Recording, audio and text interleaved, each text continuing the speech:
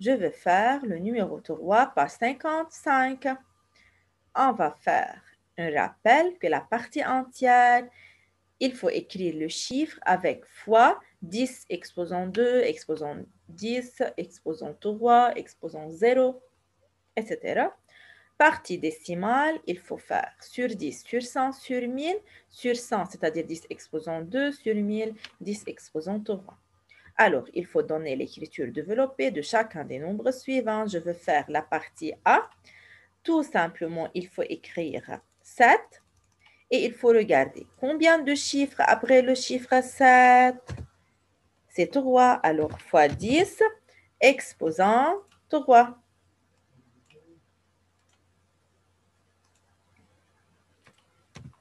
Voilà. Oui, il faut écrire plus 8 fois 10. Combien de chiffres après 8? C'est 2, alors 10 exposant 2. Maintenant, plus 5 fois 10.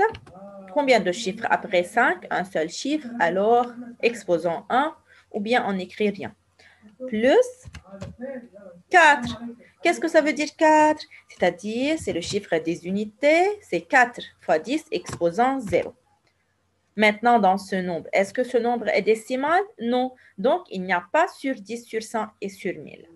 Maintenant, pour la partie C, on a 543 unités et 409 millièmes.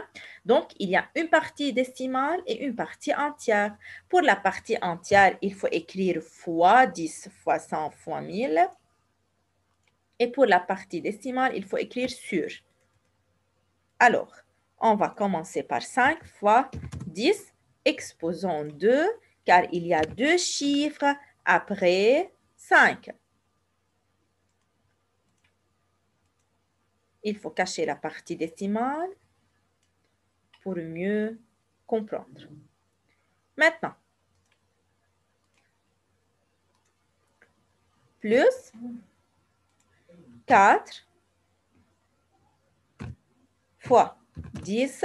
Combien de chiffres après 4? Il y a un seul chiffre, alors exposons 1. Ou bien on n'écrit rien. Plus 3. Qu'est-ce que ça veut dire 3? C'est-à-dire c'est le chiffre des unités, c'est-à-dire 10 exposant 0. Voilà.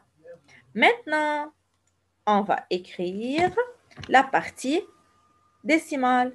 Donc, sur 10, sur 100, sur 1000, le premier chiffre après la virgule, il faut l'écrire sur 10. Maintenant, 0 sur 100, on n'écrit pas le 0. Maintenant, 9 sur 1000 ou bien 9 sur 10 exposant 3. Et voilà.